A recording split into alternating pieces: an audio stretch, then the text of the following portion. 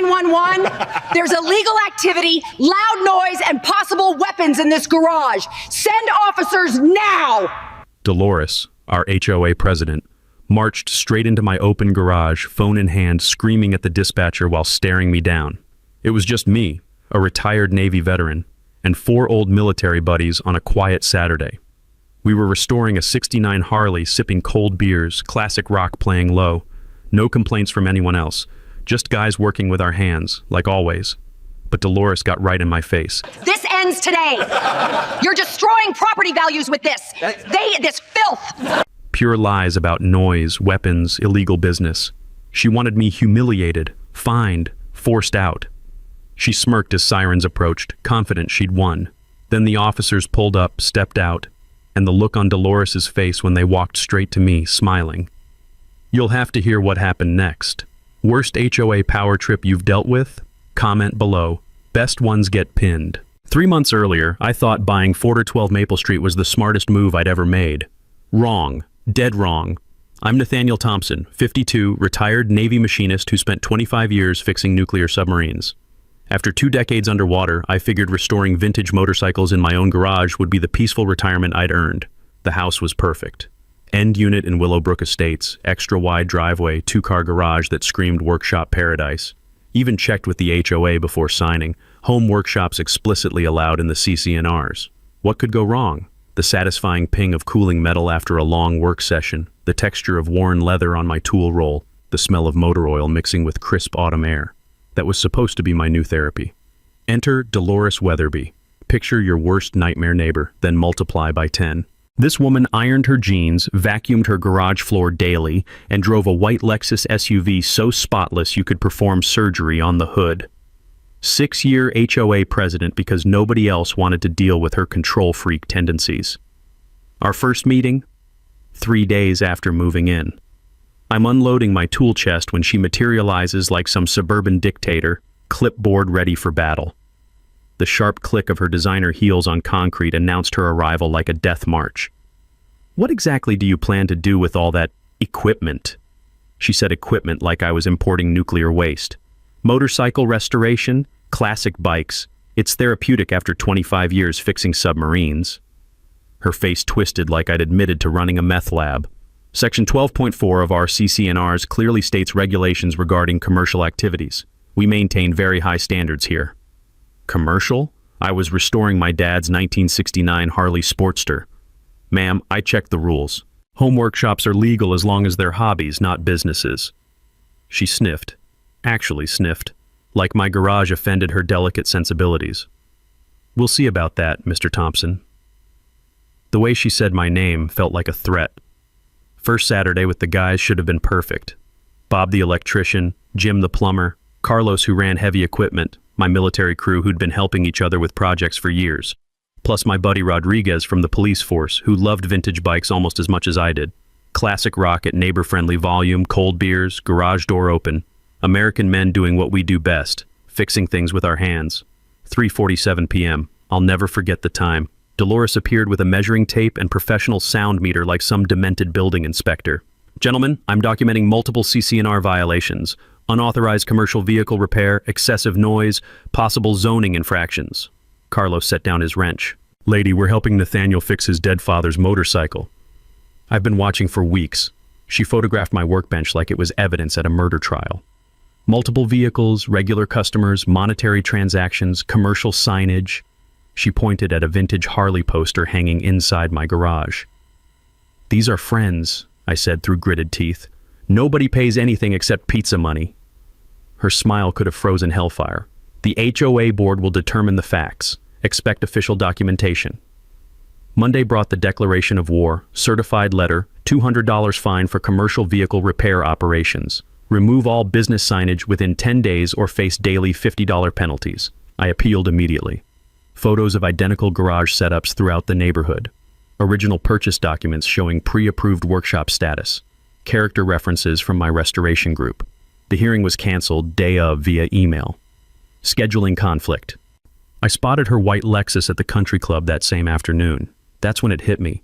This wasn't about property values or neighborhood standards. Dolores Weatherby had declared personal war on me. She wanted me gone, completely, and she'd use every dirty trick in the HOA playbook to make it happen.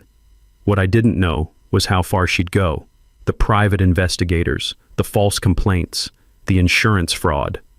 And that final Saturday, when she'd march into my garage, phone in hand, ready to destroy my life with one 911 call, not knowing that one of my dangerous criminals wore a badge to work every day. Some battles you can't avoid. You can only win them. Dolores wasn't just filing complaints. She was building a case like some demented prosecutor. 2 weeks after that canceled hearing, I got home from the grocery store to find her crouched behind my neighbor's bushes with a telephoto lens, photographing my garage like she was documenting a crime scene. The smell of her expensive perfume mixed with crushed azalea leaves gave her away before I even spotted the camera. "Afternoon, Dolores. Getting into nature photography?" She jumped up, camera strap tangled in the branches. "I'm conducting a routine property inspection for HOA compliance purposes." "From Mrs. Brianna's azaleas?" Her face flushed red, but she doubled down. "Your Saturday gatherings violate multiple ordinances. I have photographic evidence of commercial vehicle traffic patterns." Commercial vehicle traffic. My buddies drove a Ford pickup, a Chevy sedan, and Rodriguez's personal motorcycle. Real threatening stuff. That night, I found copies of Dolores's evidence folder slipped under 3 neighbors' doors, professional quality photos of my garage during our weekend sessions, with handwritten notes, excessive noise, 11:30 a.m., possible monetary exchange, 2:15 p.m., unknown chemicals stored unsafely. The unknown chemicals? WD-40 and Coca-Cola. But here's where Dolores made her first real mistake. She decided to go nuclear with official complaints. Filed formal violations with the city planning office claiming I was running an unlicensed motorcycle repair business. Alleged I was advertising services online and accepting payment from customers. Pure fiction. But she figured city officials would rubber stamp anything an HOA president submitted. Problem was, I'd learned a few things about documentation during my Navy years. 25 years of military paperwork teaches you that everything leaves a trail if you know where to look. I spent my lunch break at the planning office filing a Freedom of Information Act request for all complaints filed by Willowbrook residents in the past year. Cost me $43 and a 2-hour wait in a plastic chair that squeaked every time I moved. But what I discovered was gold. Dolores had filed complaints about 7 different residents. 7. All targeting the same type of people. Single men, blue-collar workers, modest incomes. A Latino landscaper who worked from home. A black single mother who ran a small catering business. An elderly widower who restored antique furniture in his basement. Every complaint contained the same phrases. Declining property values, inappropriate commercial activity, neighborhood character concerns. I remembered reading about discrimination cases in the military. Patterns like this weren't just coincidence, they were evidence. Document everything because systematic harassment based on demographics could be prosecuted under federal fair housing laws. I made copies of everything, then paid another visit to Mrs. Brianna, the retired teacher who'd brought me cookies during my first Dolores encounter. "Mrs. Brianna, I'm curious about something. Has Dolores ever complained about other neighbors?" Her eyes narrowed. The taste of her green tea was bitter, matching her expression. That woman. She invited me in for tea, and the stories started flowing. Turns out Dolores had a history. She'd targeted the previous owner of my house, a divorced electrician who also used his garage for work. Filed so many complaints, the guy eventually sold and moved to another state. Same pattern with 2 other families who'd lived here before I arrived. She thinks working men are... Mrs. Brianna struggled for the polite word. Beneath the neighborhood standards. She wants only office workers and retirees here. The pieces clicked together like a socket wrench finding the right bolt. This wasn't about noise or property values. This was about class warfare. Mrs. Brianna leaned forward conspiratorially. "But Nathaniel, you should know something else. Dolores has been asking strange questions about your friends, specifically about the one who rides the motorcycle." My blood chilled. "What kind of questions?" "Whether he's married, what he does for work, if he has a criminal background. She seems very interested in that particular friend." Rodriguez. She was targeting Rodriguez. That evening, I called my police buddy to give him a heads up. The sound of his laughter over the phone should have been reassuring, but something felt off. Marcus, don't worry about me, Rodriguez said. But you should know, we've been getting some interesting calls at the station. Anonymous tips about suspicious activity at your address, claims of loud parties, possible drug activity, groups of men gathering regularly. She's calling in false reports? Can't prove it's her, but the timing matches your Saturday sessions perfectly. Good thing the desk sergeant knows me personally, or you might have had some awkward visits. This was escalating beyond neighborhood disputes. Dolores was trying to weaponize law enforcement against us, but she made one crucial error in her surveillance obsession. The next Saturday, while photographing us from across the street, she stepped into Mrs. Brianna's flower garden to get better angle, left clear footprints in the freshly watered soil, and snapped several branches on prize-winning roses. The crunch of broken stems under her designer heels was audible from my garage. Mrs. Brianna was not pleased. That woman destroyed my garden to spy on you. This has gone too far. And Mrs. Brianna did something Dolores never expected, something that would shift the entire neighborhood dynamic. She called a neighborhood meeting, not an official HOA meeting controlled by Dolores. An old-fashioned coffee clatch in her living room, inviting everyone who'd been targeted or bothered by our HOA president's behavior. 12 neighbors showed up. 12 people with stories about Dolores's harassment, discrimination, and abuse of power. That's when I realized something that would change everything. I wasn't fighting this battle alone anymore. Mrs. Brianna's living room felt like a war room that Tuesday evening.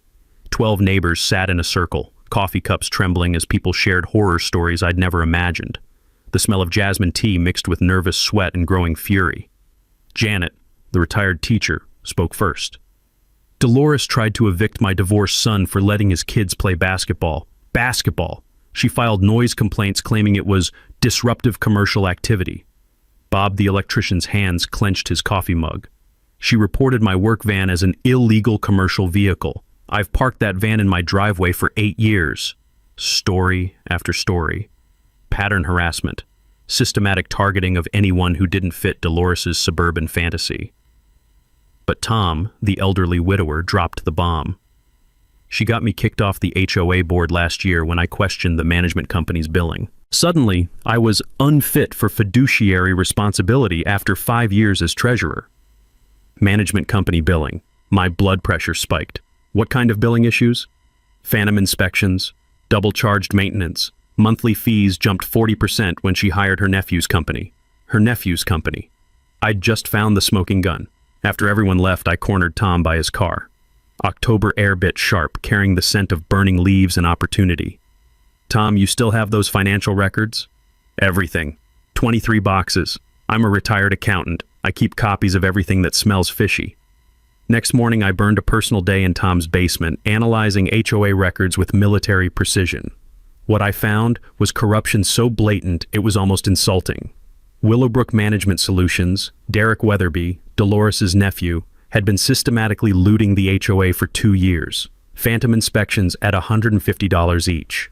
Emergency repairs that never happened. Management fees tripled overnight when Derek took over. Total theft, $47,000. But the real gold was in Derek's email printouts.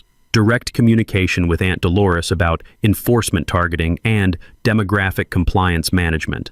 Actual quote, focus violations on blue-collar residents to encourage voluntary relocation and improve community standards. This wasn't just fraud, it was conspiracy with civil rights violations. I photocopied everything, then called Rodriguez. You need to see this, now. He came over that Saturday, ostensibly for motorcycle work, but really for evidence review. When he saw the financial records, his cop instincts kicked in hard. Marcus, this is federal territory. Mail fraud, wire fraud, civil rights violations under color of authority. The FBI dreams about cases this clean. Can we prove Dolores is getting kickbacks?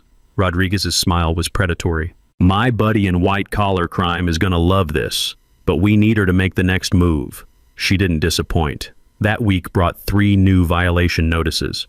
My garage door being open during daylight was unsightly storage display. My blue motorcycle cover violated earth tone aesthetic requirements. My garden hose hanging on the house was improper equipment storage. $200 per violation. $600 total. But Thursday evening, Dolores played her masterpiece. I was alone in the garage when I heard voices outside. Multiple people. Dolores was conducting some kind of tour. Primary source of our neighborhood's declining standards. Multiple violations, possible illegal operations, complete disregard for community aesthetics. Through the garage window, I watched Dolores leading 3 people in business suits around my property like tour guides at a disaster site. Property values have dropped 12% since this situation began, she announced confidently. Pure fiction. But her audience was taking detailed notes. After they left, I called my realtor buddy Mike. Mike, what are Willowbrook property values doing? Up 6% this year. Hot market? Why? Just checking reality against someone's fantasy. Friday morning brought the legal threat. Certified letter from Dolores's attorney demanding immediate cessation of commercial activities and threatening lawsuit for property value diminishment and community disruption. The letter mentioned concerned community stakeholders prepared for civil litigation. Those business suits weren't random visitors. They were fake property assessors building a fraudulent legal case. I speed-dialed Rodriguez. She's manufacturing evidence with fake appraisers. This isn't harassment anymore, it's orchestrated fraud. Marcus, time to set the trap. What kind of trap? The kind where we let her think she's winning until she hangs herself with her own rope. You free Saturday morning? The metallic taste of impending justice filled my mouth like chrome polish on a perfect restoration job. What do you need me to do?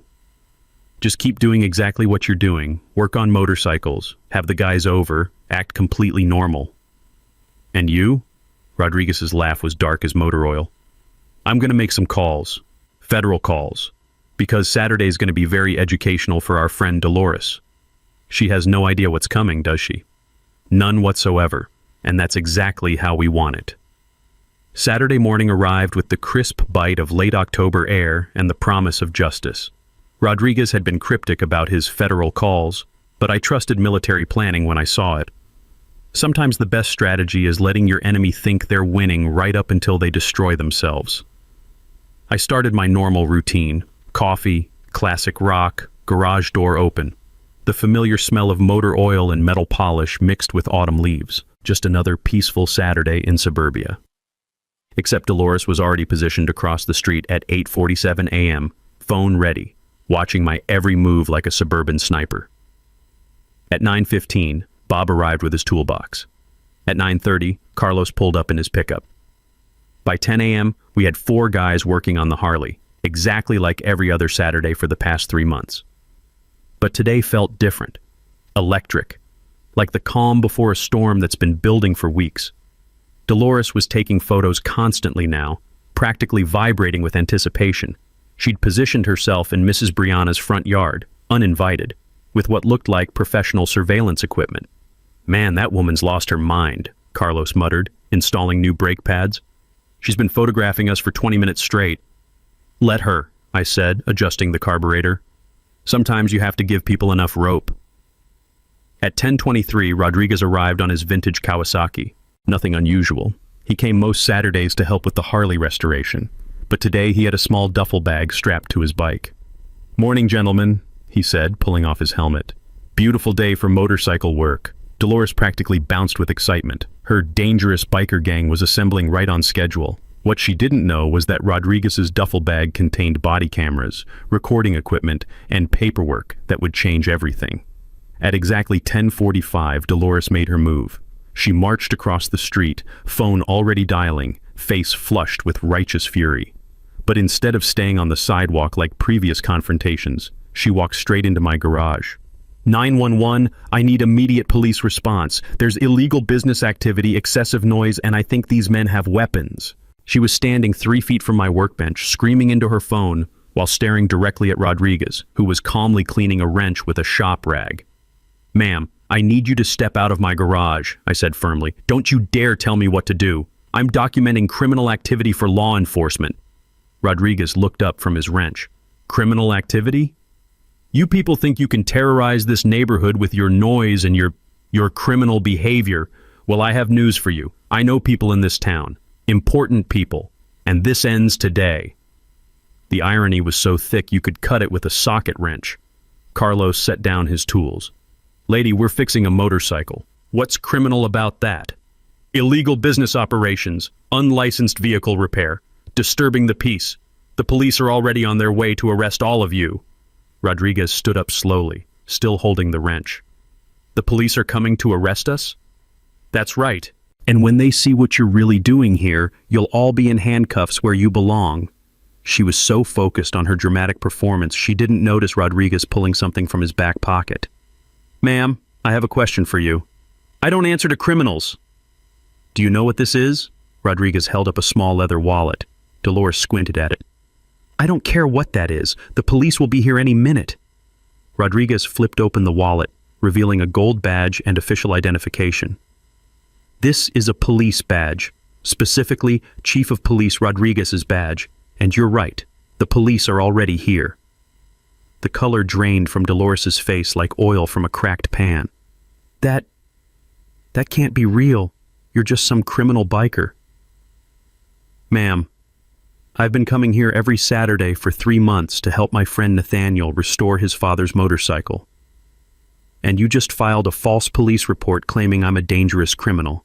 Dolores started backing toward the garage entrance, her phone call forgotten. "This is impossible. You can't be—" "I did my research." "What research? Following me? Taking photos? Because I've been documenting your harassment campaign for weeks." The sound of sirens grew closer. Real ones this time, not from Dolores's 911 call.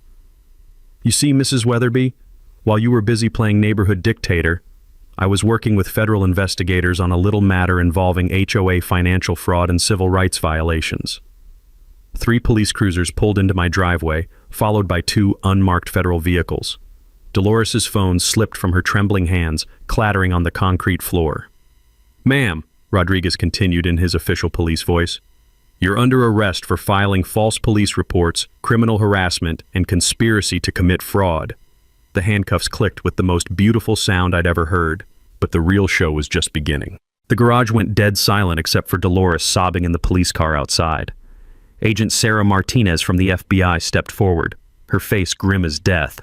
"Mr. Thompson, what I'm about to tell you is going to make you very angry." She pulled out a thick manila folder, hands shaking slightly. "We've been tracking your neighbor for 6 months. This isn't about property values or noise complaints." My stomach dropped. "What do you mean?" "Dolores Weatherby and her nephew Derek have been running a systematic fraud operation across 12 HOAs.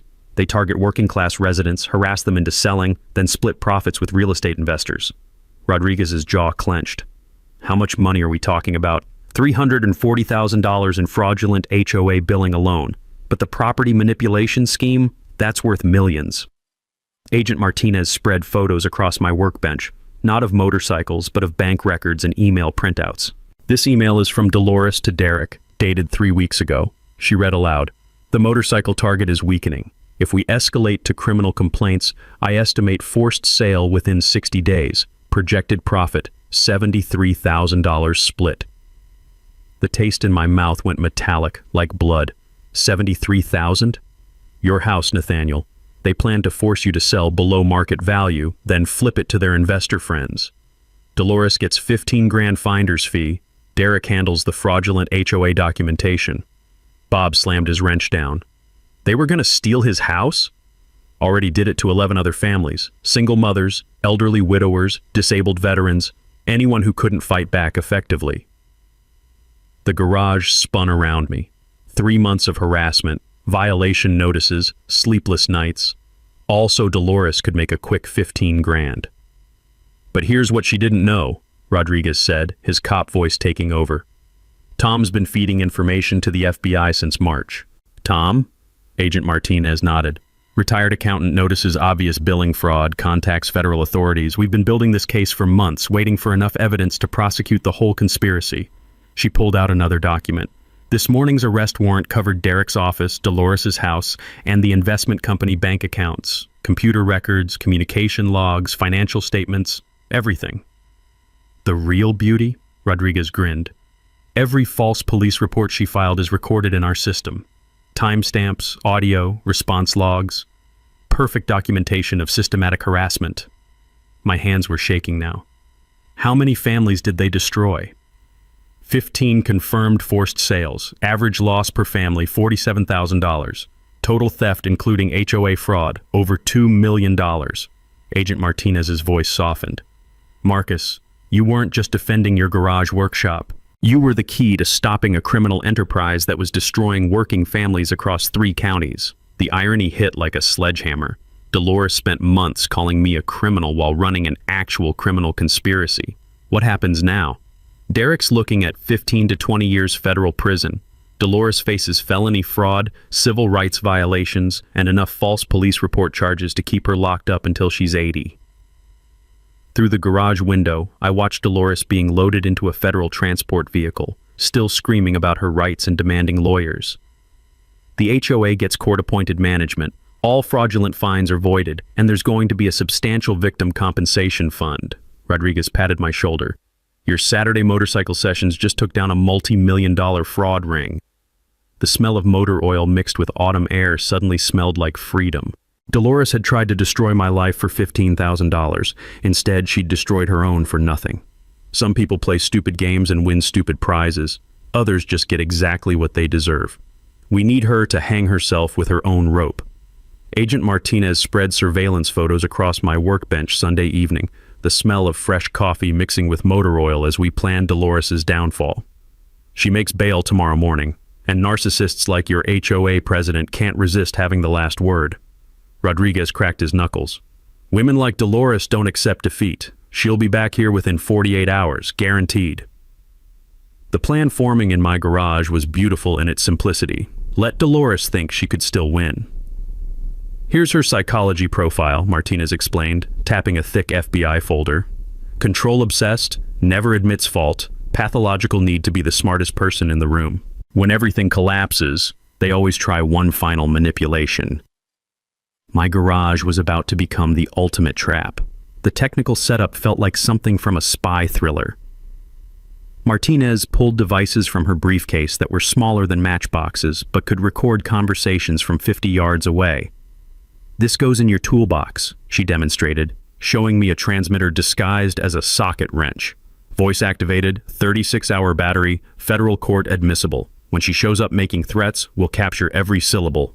Rodriguez added the legal framework with cop-level precision.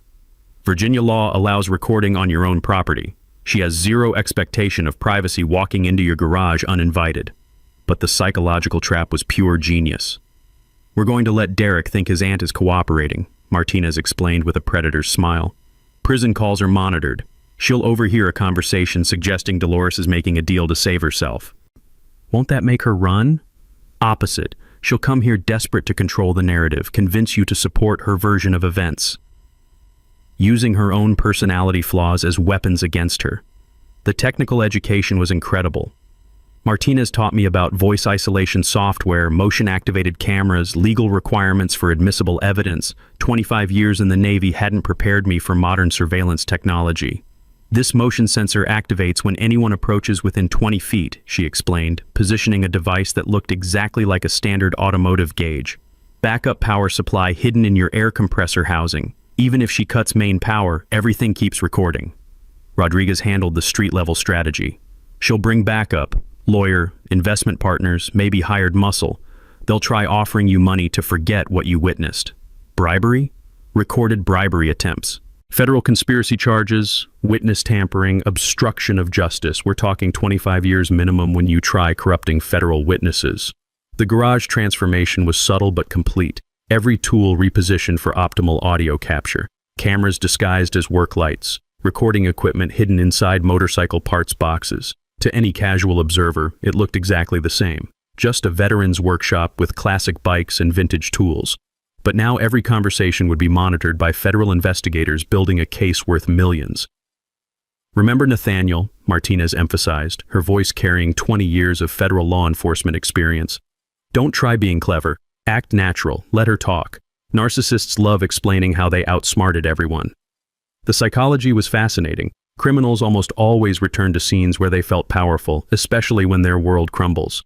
Dolores had spent months treating my garage like conquered territory. Now desperation would drive her back. Rodriguez coordinated backup procedures. My officers stay invisible unless you signal distress. This operation depends on her feeling safe enough to incriminate herself. Sunday night, I tested every system. The recording equipment was so sensitive it picked up my heartbeat when I leaned close to the microphones. Motion sensors tracked movement with military precision. Backup batteries could power everything for 72 hours. "She'll come Tuesday latest," Martinez predicted, packing her equipment. "Bail conditions require check-ins with pretrial services. She'll be humiliated, desperate, needing to control something after federal custody stripped away her power." The taste of approaching victory was metallic, like chrome polish on a perfectly restored motorcycle part. Rodriguez shook my hand. "Marcus, 3 months ago you were an HOA harassment victim. Tomorrow you'll be a federal informant bringing down a criminal conspiracy." The irony was exquisite. For months, Dolores had surveilled my garage, documented my activities, built evidence files trying to destroy me.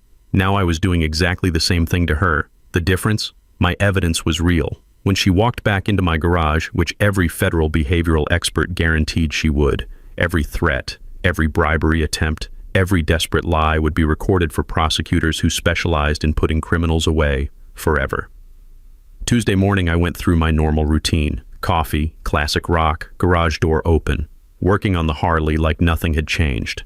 Except everything had changed. And Dolores was about to learn that some battles you can't win, no matter how desperate you get. The chrome on my Harley had never looked so perfect.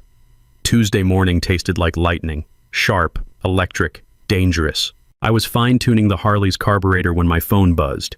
She made bail, driving rental white sedan, Derek with her, both desperate, stay sharp. Rodriguez. The FBI surveillance van lurked 3 blocks away, disguised as a cable repair truck. Agent Martinez was positioned in Mrs. Brianna's guest bedroom, watching my garage through high-powered optics. Half the federal law enforcement in Virginia was focused on Willowbrook Estates. At 10:23 a.m., the white sedan appeared like a predator stalking prey. Derek Weatherby stepped out first, looking like federal custody had aged him 20 years. Hollow cheeks, cheap suit, hands trembling as he fumbled with cigarettes. This wasn't the confident management company owner who'd been systematically looting HOAs. This was a broken man clinging to his last desperate play. Dolores emerged from the driver's side wearing designer sunglasses and an expression that could have cut diamonds. Even from 50 feet away, I could see the fury radiating off her like heat from asphalt. They approached my driveway like generals planning a suicide mission. "Mr. Thompson!" Derek's voice cracked like a teenager's. "We need to discuss this situation. There's been a terrible misunderstanding." I kept working, letting the hidden recording equipment drink in every syllable. The carburetor adjustment could wait. This conversation was going to destroy them both. What kind of misunderstanding involves $340,000 in fraud? Dolores shoved past Derek, marching into my garage like she still owned the neighborhood. The motion sensors activated silently, transmitting her confession in real time to federal prosecutors. The kind where community leaders get railroaded by prosecutors who don't understand property management, she snarled. Derek followed reluctantly, sweat staining his shirt despite the cool October air. "Marcus, I know things got heated, but this federal investigation is destroying innocent families." I set down my wrench, wiping grease-stained hands on a shop rag. "Innocent families? We're community managers, not criminals," Dolores exploded, pacing around my workbench like a caged predator. Every fee, every inspection, every enforcement action was completely legal under HOA statutes. Derek shot her a desperate warning look, but Dolores was beyond rational thought. "You have no idea what you've unleashed.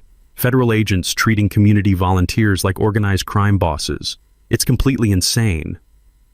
"So, those phantom inspections Tom documented were legitimate?" "Phantom inspections?" Dolores's laugh was bitter as burnt motor oil. "That senile fool doesn't understand modern community management. Complex fee structures, compliance monitoring, demographic optimization. These require sophisticated systems." Derek was practically vibrating with panic. "Dolores, maybe we shouldn't discuss specifics. Demographic optimization? Quality control, Nathaniel." Her voice carried the cold certainty of someone who'd never questioned her own righteousness. "Some residents enhance community standards, others destroy them. Effective management means encouraging improvement through targeted compliance." She was confessing to federal civil rights violations while FBI equipment recorded every word. Derek tried damage control. "What my aunt means is that all residents receive equal treatment under established community guidelines." Equal treatment? Dolores whirled on him like a striking snake. You think I spent 6 years building property values just to watch them destroyed by people who think garages are workshops? The mask wasn't just slipping, it was shattered completely. Dolores, please stop. No, Derek, I'm finished pretending this wasn't necessary. We identified 17 properties occupied by undesirable demographics. 17 families dragging down everyone else's investment. The taste of victory was metallic on my tongue, like perfectly polished chrome. What makes someone undesirable? Derek looked ready to run, but Dolores was in full confession mode, her narcissism demanding she prove how clever she'd been. Single mothers with multiple children creating noise. Elderly people who can't maintain properties properly. Blue-collar workers who use garages for this filth. She gestured at my restoration setup like it was a disease. And your solution was harassment until people moved? Targeted enforcement until voluntary relocation occurred. Standard property management technique used nationwide. Including filing false police reports? Derek physically recoiled, but Dolores doubled down with suicidal confidence. I filed legitimate safety complaints about suspicious activities. Groups of men gathering regularly, possible substance use, potential weapons storage. Any responsible HOA president would contact authorities about criminal behavior. She'd just confessed to filing false police reports while federal recording equipment captured every damning syllable. The truth is, Nathaniel, this neighborhood was experiencing problematic demographic shifts, property values declining, community standards deteriorating. Someone had to take decisive action. Derek grabbed her arm desperately. Dolores, stop talking, right now. But she shook him off, rage and arrogance overriding survival instincts completely. You want the real truth? We identified your property as high-priority acquisition, prime location, below-market purchase potential, significant improvement opportunity after demographic correction. The garage went silent except for the distant hum of recording equipment documenting her complete destruction. Derek's face was white as fresh primer. Jesus Christ, Dolores. What have you done? Derek's horror at his aunt's confession lasted exactly 3 seconds before pure survival instinct kicked in. Marcus, listen to me carefully, he said, pulling out his phone and showing me a banking app. I can transfer $50,000 to your account right now, today, just a gesture of goodwill to resolve this misunderstanding. The smell of desperation mixed with motor oil as he stepped closer to my workbench. 50,000 to forget whatever you think you heard. Another 50 when the federal investigation concludes with no charges against my aunt. Dolores smiled like a shark scenting blood. Derek's right. You're a working man, Nathaniel. $100,000 would solve a lot of problems. I could practically hear Agent Martinez taking notes from across the street as they dug their graves deeper. You're offering me money to lie to federal investigators? We're offering compensation for the stress our family dispute has caused you, Derek said smoothly, apparently having found his lawyer voice. Nothing more, nothing less. Dolores wasn't content with simple bribery. Her narcissism demanded she explain exactly how brilliant their scheme had been. Marcus, you have to understand. What we did here was genius. Pure business optimization applied to residential property management. Derek shot her another warning look, but she was beyond caring about consequences. 17 targeted properties across Willowbrook. Average purchase price reduction, $47,000 per unit. Resale to appropriate demographics at market value within 6 months. Total profit per cycle, approximately $68,000. She was confessing to a multi-million-dollar conspiracy while trying to bribe a federal witness. The beauty was the systematic approach, she continued, warming to her subject.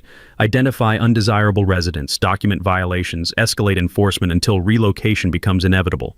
Standard corporate acquisition technique. Derek was sweating through his shirt now.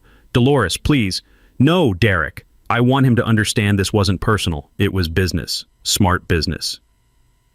I leaned against my workbench, letting the recording equipment capture every word of her confession. So the false police reports were part of the business plan? Strategic enforcement escalation, she corrected with professional pride. When HOA violations prove insufficient, municipal code enforcement becomes necessary. When that fails, law enforcement intervention becomes the final option. You mean lying to police about criminal activity? Her eyes flashed with righteous anger. I mean protecting community investments from demographic degradation. Do you have any idea what a single motorcycle restoration operation does to surrounding property values? Derek grabbed her arm desperately. Aunt Dolores stopped talking immediately, but she shook him off, completely lost in her need to justify 3 months of harassment. Property values aren't abstract concepts, Nathaniel. They're mathematical calculations based on neighborhood demographics, noise levels, visual aesthetics, and resident behavioral patterns. Your garage workshop violated every optimization principle. The taste of impending justice was sweet as fresh chrome polish. What about the other residents you targeted? Case studies in demographic correction, she said with academic precision. The single mother, excessive child noise depressed values in a 30-unit radius. The elderly widower, property maintenance deficiencies created visual blight. The landscaper, commercial vehicle traffic suggested zoning violations. And she was providing federal prosecutors with a complete confession to systematic discrimination. Derek made one last desperate attempt at damage control. Marcus, what my aunt is describing are standard property management practices. Standard practices? Dolores laughed bitterly. Derek, show some backbone. What we accomplished here was revolutionary. Targeted demographic optimization through strategic enforcement escalation. She pulled out her own phone, showing me what looked like a spreadsheet. This documents our success rate. 15 families relocated, average timeline 4 months, average property value improvement post-relocation 67%. We perfected the methodology. Derek looked ready to vomit. Oh my God, Dolores, you kept records? Of course I kept records. This system could be franchised nationwide. HOA demographic optimization as a professional service. We were pioneers. And the garage door was open, autumn air carrying the distant sound of sirens. Not coming for us this time, but for the criminals confessing in my workspace. One more question, I said, adjusting a wrench while recording equipment captured everything. How many other neighborhoods are you running this operation in? Dolores's smile was pure predatory satisfaction. 12 active projects across 3 counties. Projected revenue for next fiscal year, approximately $4.7 million. Derek sat down heavily on my workbench, his head in his hands.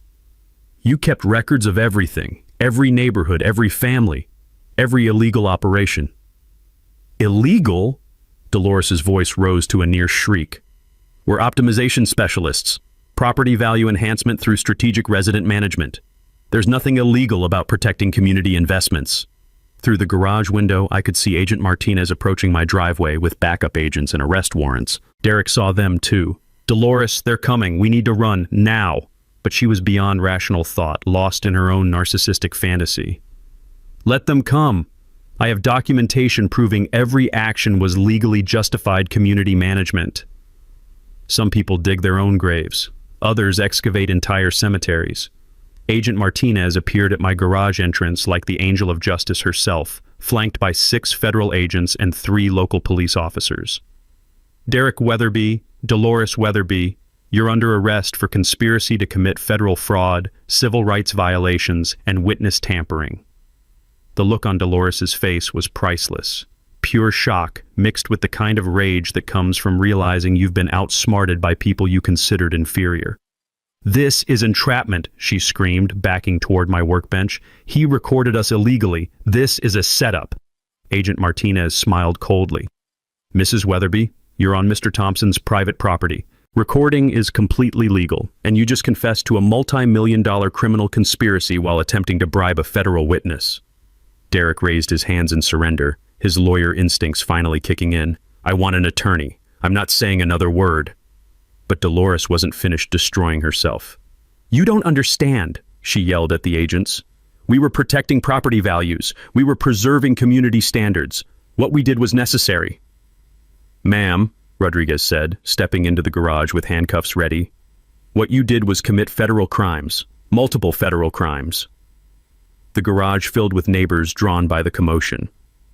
Mrs. Brianna appeared with her camera, documenting everything. Bob, the electrician, brought his whole family.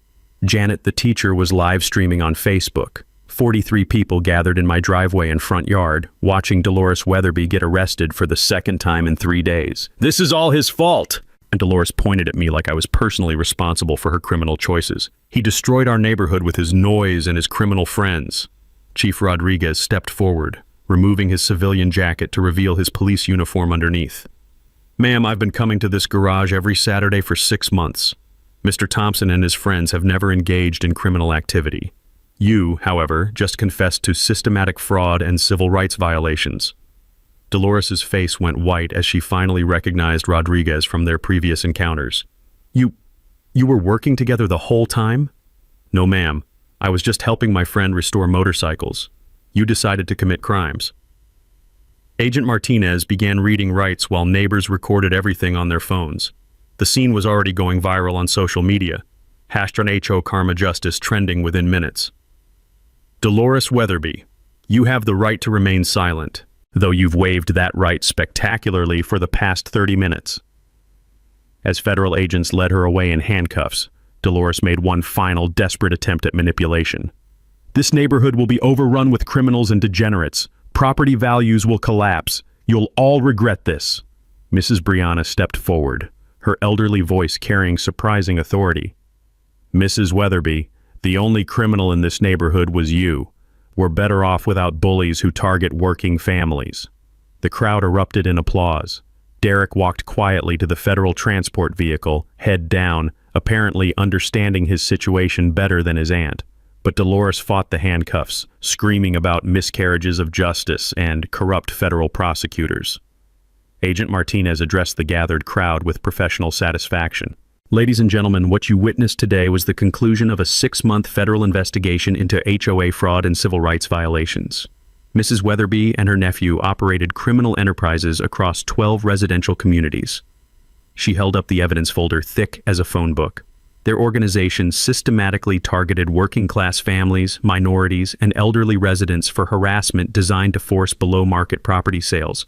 Total theft exceeded $2 million. The crowd's anger was palpable. Several people shouted about their own experiences with Dolores's harassment.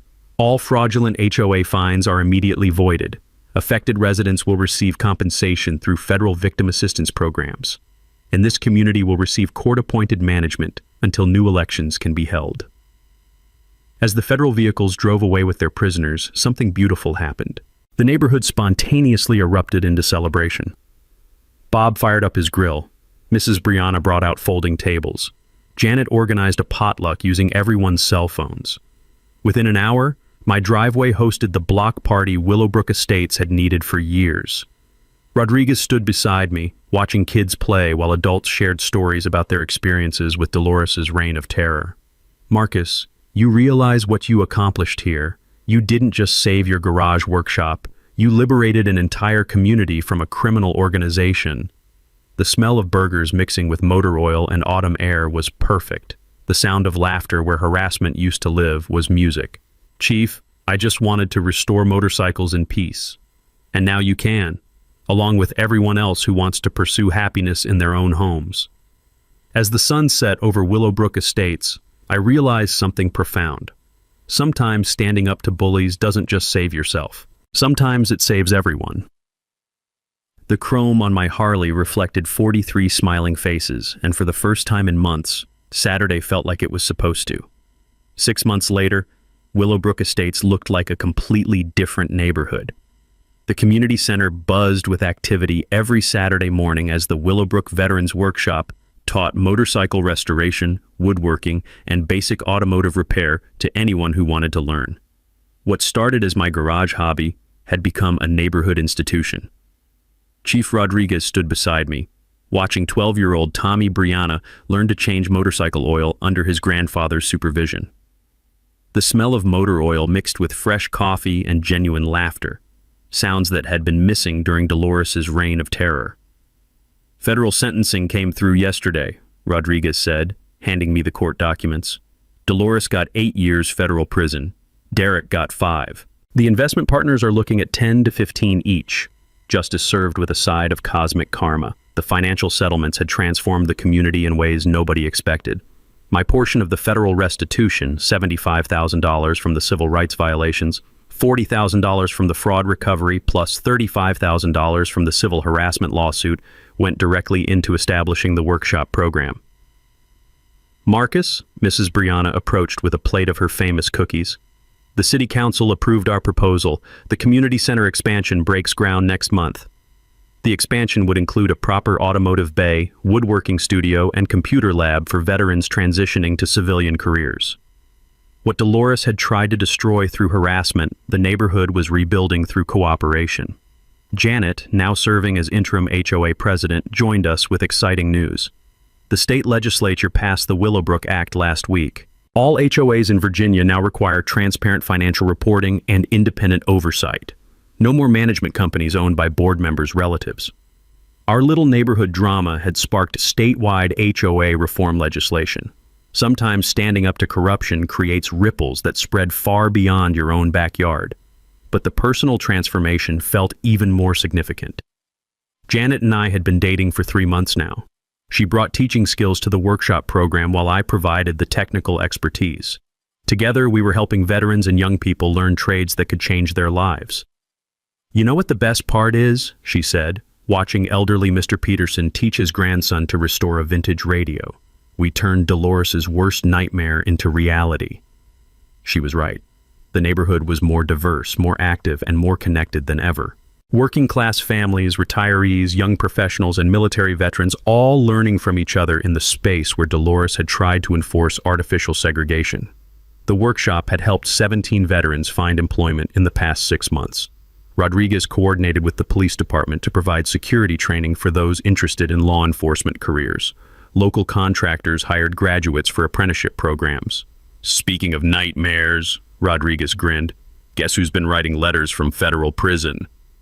Dolores had been sending complaints to the warden about inadequate legal representation and wrongful conviction by corrupt federal prosecutors. Apparently, federal prison hadn't diminished her sense of entitlement. She also wrote to the mayor demanding investigation into our conspiracy to frame innocent community volunteers. Rodriguez continued. The mayor forwarded it to me with a note. "Please thank Mr. Thompson for helping clean up municipal corruption." Even from prison, Dolores couldn't accept responsibility for her choices. The autumn air carried sounds of construction as workers expanded the community center workshop space. The same season when Dolores had tried to destroy my garage was now witnessing its transformation into something that served the entire community. "You know what I learned from all this?" I said, adjusting the carburetor on a motorcycle donated for the youth training program. "Bullies only win when good people stay silent." Mrs. Brianna nodded wisely. "And sometimes fighting back helps more people than you ever imagined." The YouTube video documenting our story had reached 2.3 million views, inspiring similar community workshops across the country. Veterans in Phoenix, Detroit, and Jacksonville were starting their own programs based on the Willowbrook model. As sunset painted the sky orange and purple, families began gathering for our weekly community barbecue. The same driveway where Dolores had called 911 now hosted celebrations that brought neighbors together instead of driving them apart. Rodriguez fired up the grill while kids played safely in yards their parents no longer feared to enjoy. "Hey, Nathaniel," Tommy Brianna called out. "Can you teach me to restore a Harley next Saturday?" "Absolutely, buddy. Bring your safety glasses." The chrome on 3 restored motorcycles reflected a community that had learned something valuable. When you stand up to corruption, everybody wins. Except the criminals. They get 8 years in federal prison. So Nathaniel gets out of the Navy after 8 years, buys a nice house in a nice neighborhood, figures he can work on motorcycles in his garage on weekends. Sounds simple, right? But his HOI president decides that a $300 violation for using his own garage. What gets me in these situations is that people expect they count on you to get emotional, to get flustered, and just pay the fine to make it go away. But Marcus didn't do that. He read the bylaws, all of them. He kept records. So when Dolores called the emergency meeting thinking she had all the votes, turns out she never actually checked in with the other board members. It's funny how the rules they use against you can work for you too, if you spend the time to actually understand them. How many of you have been through something similar? Someone with a little authority decides to make your life difficult for no reason at all. And if this one hits home, don't hesitate to click that like button and maybe send it to someone who also needs to see it. Sometimes the quiet victories are the best ones. Thanks for watching.